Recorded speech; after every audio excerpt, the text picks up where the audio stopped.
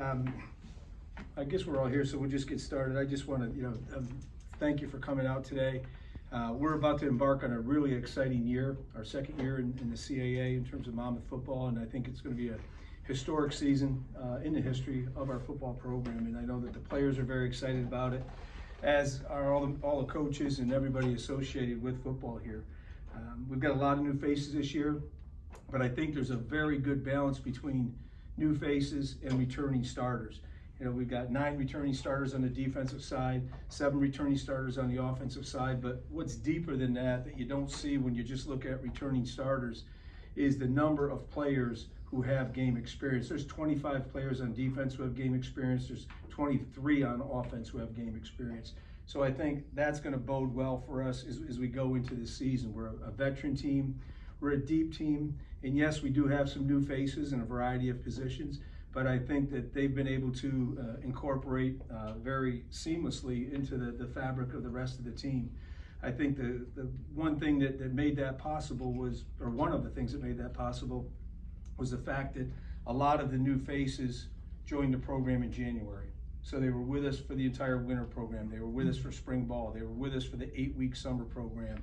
So it's not like they just arrived in West Long Branch here for the start of preseason. They've been with us. They're well ingrained into the fabric of our program. The players know them all well.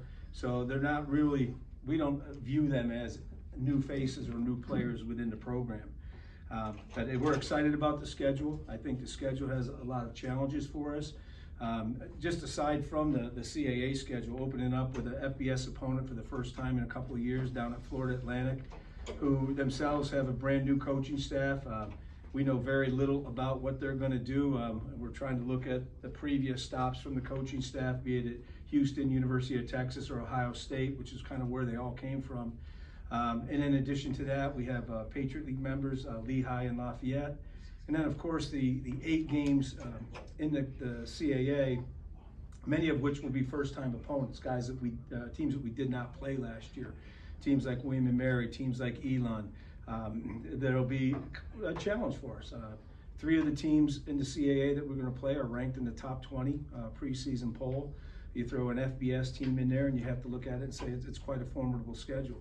It is formidable, but it's a schedule that I think we're up to the challenge and we're excited to get going.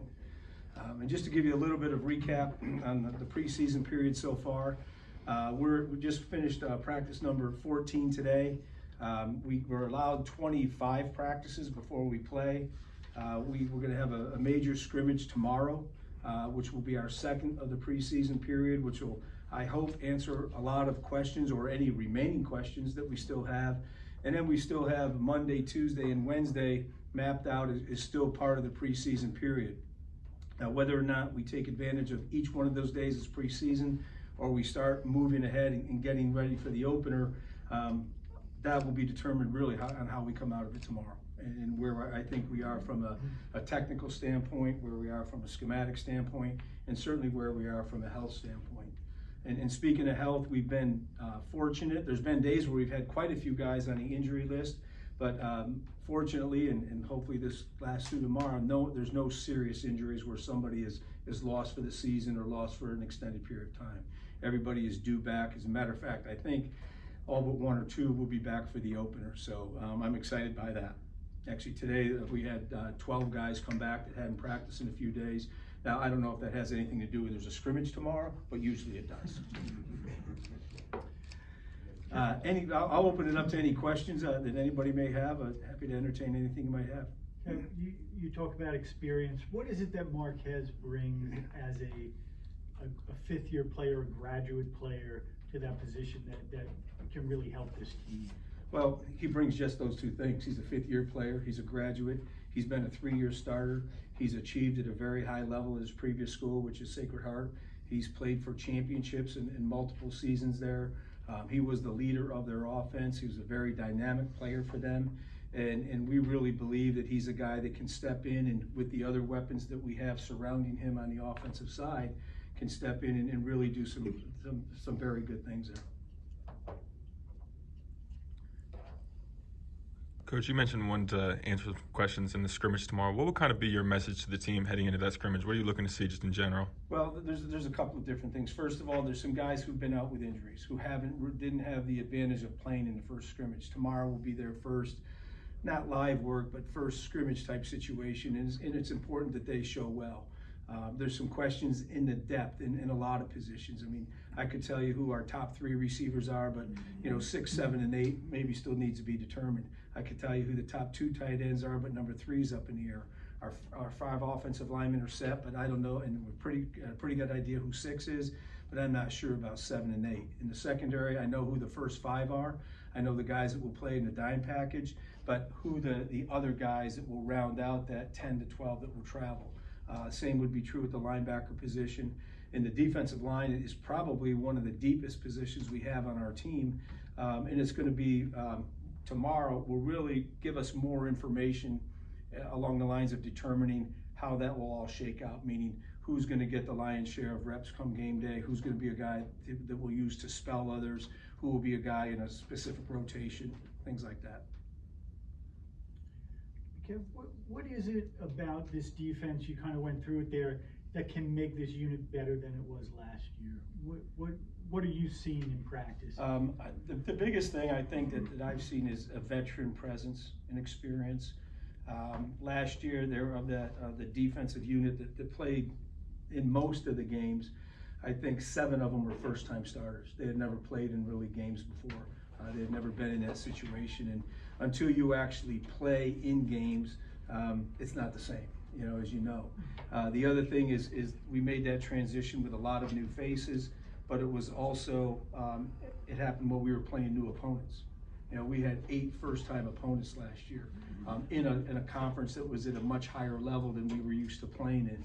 So when you put those 3 things together, brand new players who had never played, brand new opponents who you knew very little about, or there's no history and that you don't know their identity really, because I really believe that every team has an identity, and until you play them, you don't know what that identity is. You don't know how to approach that game. So maybe guys were just looking at records or things like that. Now we know who these people are, and then you throw that on the top of it was a young group. And so I think those 3 things that, through the course of last year when we didn't have a lot of success on defense, we learned a lot. And that what we learned is going to pay huge dividends as we go into this season. And one of the guys who kind of stood out on that unit was Mike Reed. Maybe talk about him now coming in this year, bigger expectations maybe for him this year. Absolutely. Mike he's a primetime cornerback. He's 6'2", he's 200 pounds. He's a preseason All-CAA selection. He was All-CAA last year. He's a guy that we're not afraid to assign one-on-one coverage to and let him go. I mean, and there's some darn good receivers in this conference, but I think Mike's a guy that can hold his own in those situations. He's going to be a guy that we depend on. We're going to play him into the boundary most of the time, if not all the time, to take away the short throws, the easier throws. That's usually where offenses will put their possession guy that they want to get the ball to the most. So I think he'll face a lot of challenging matchups throughout the season, but it's challenges that he's more than up for. Mike's a student of football. He works very hard at it. He studies it. He watches a lot of film. And he's a tireless practice player. He goes out on the field and he just goes and goes and goes and goes. As a matter of fact, I don't know if you know this, we wear these monitors that monitor heart rate and how much energy guys are exerting during practice and all of those things. He set a record for the highest exertion yesterday's practice. We've never had a person that high, to the point where our training staff, our sports medicine and our strength and conditioning staff was concerned that maybe we had to rein him in a little bit and tone him down. But today, being a lighter practice, that wasn't really necessary. But he's a special guy. Coach, last year, saying on the defense, you guys had a tough time getting to the quarterback. You brought in some new bodies on the defensive line, and some of the guys have a year experience. What have you seen from camp that makes you feel you can get the better pass rush this year? Well, I think, there's 2 parts to that. I mean, first of all, to have a better pass rush, you've got to put people in known passing situations, which means you have to do a good job against the run, which means you have to do a good job maybe on first down and second down, so you can really gear up and put your pass rushers in the game on third down. If a team is able to move the ball and can control the clock and control the chains on you, it's hard to get them in a definite passing situation. And all pass rushers, anybody will tell you this, they're a lot more effective when it's a known pass down, when they know the other team's got to throw, because then they can just, pin their ears back and go. Otherwise, they have to, defend a run first and then transition into the pass rush, which is, it's not impossible to do, it's a little more difficult to do. But the other part of that is I think we've added some personnel that are going to greatly affect our ability to do that. The addition of Nick White, who's been with us throughout the spring and all that, in a defensive end position, 6'4", 265 pounds, is going to be a force on the edge of the defenses for us. Antonio Colclaw, another 6'4" guy, not quite as heavy as that, probably in the depending on the day, the 240 to 250 pound range. He's going to add another guy on the edge. Justin O'Bannon is back for another year, and I think he's really starting to come into his own. And we bolstered ourselves on the interior. Logan Barnes is a young player, but he's a very stout. He's a 300-pounder that will play in the inside position. I'm drawing a blank on the other guy here. Barnes and Bryce Brooks. Thank you, Greg. Bryce Brooks is another guy. He's another 300-pounder that's very stout against the run, but can also rush a passer. Isaiah Rogers is a guy who came in from Central Michigan. He's a guy that's going to add to that group. I'd say there's probably, in the front four, there's at least 12 guys that will play on a regular basis that are all capable of making big plays. And I think, the other thing that goes with pass rushers is you want to keep them fresh. The offense isn't going to sub their entire offensive line on a pass down. It's going to be the same guys who've played every down, but if you can roll guys in every 4 or 5 plays and they're fresh and that type of thing, you then create a little bit of a physical advantage for us. So. And you, Go ahead. and you brought in linebacker from Harvard. How's he looked, and does he have the ability to take on a leadership role? He looks smart, is what he does. No, he does. I mean, Jake Brown is, as you said, he started at Harvard he was a 2-year starter there. He's a veteran player. He understands football. He understands the game.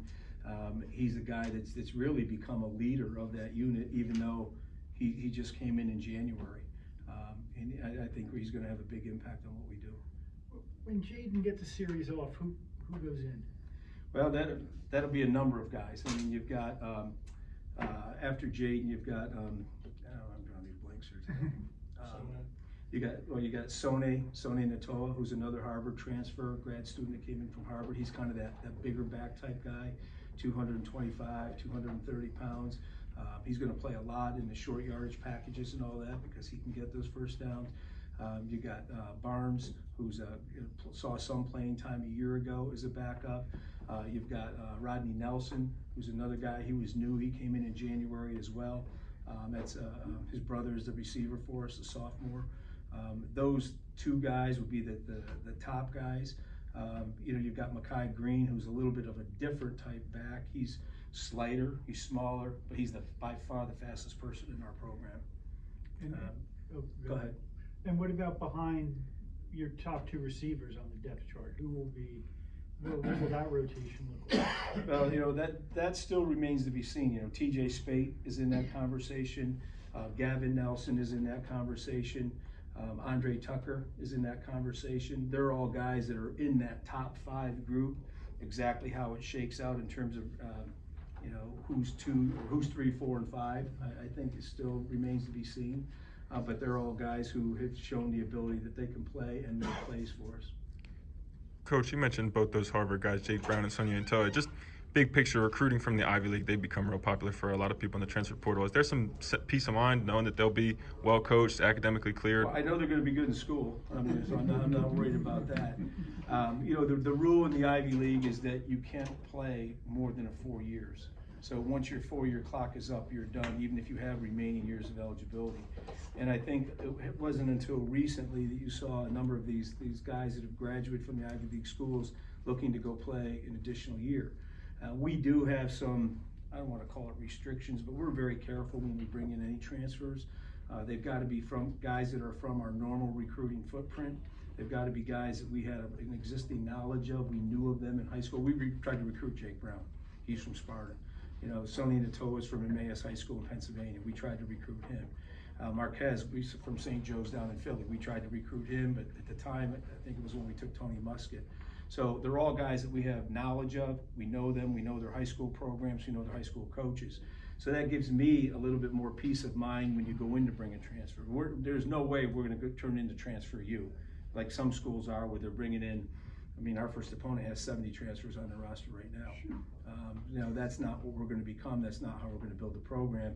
But there are good enough football players out there from our current recruiting footprint that we have prior knowledge of, that we can easily check up on, call the high school coaches and follow up on them. And the other thing that we do anytime we bring in a transfer, we talk to the coaches at the school that they're leaving. You know, I'm fortunate that, you know, in the years that I've been coaching, I probably know most of the coaches in the Northeast, and it's just a very easy conversation. You know, is he a guy you would take? Is he a guy you want back on your program? Is he a guy we should be interested in? And you'll find that coaches are very honest in those answers. Coach, how about the offensive line? Greg Anderson seems to be one of your team's leaders. He's a guy who's getting some preseason buzz a little bit. Can you just talk about him a little bit? And he should be getting preseason buzz. You know, he's a stud. He's going to walk in here in 30 seconds, and you're going to see what he looks like. He's a player that plays on a high level. He's a player that has achieved it at a high level. He's been all conference and all those things. And I think what we've seen from him so far, not only this fall, but dating back to last spring, is just a continuation of where he ended last year. You guys can come up and join me. I don't want to